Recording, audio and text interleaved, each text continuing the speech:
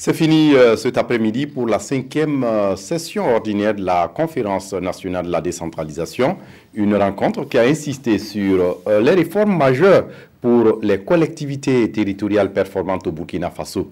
Au cours de la rencontre, les référentiels de la décentralisation, les stratégies d'autofinancement des collectivités et le rôle des responsabilités et des acteurs dans le dispositif de pilotage, de coordination et de la décentralisation ont été largement discutés. Amadou Ardodiko. La 5e session ordinaire de la Conférence nationale de la décentralisation referme ses travaux sur une forte recommandation qui consiste à l'appropriation par les élus locaux des nouveaux référentiels stratégiques et prospectifs innovants déclinés sous forme d'une vision prospective de la décentralisation d'ici à l'horizon 2040, la politique nationale de la décentralisation et la stratégie décennale de la décentralisation assortie d'un plan d'action quinquennal.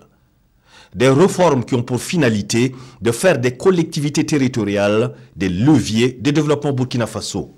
L'enjeu central, c'est l'approfondissement de notre politique de décentralisation. L'approfondissement est également son appropriation par les populations pour plus d'efficacité.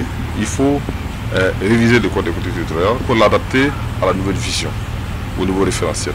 La conclusion des travaux adopte entre autres le portage politique, la décentralisation par le président du Faso, le suffrage universel direct à l'élection des présidents des conseils de collectivités, la gouvernance foncière, afin d'éviter le bradage des terres des braves paysans. Le cycle 3 de la décentralisation a plusieurs réformes.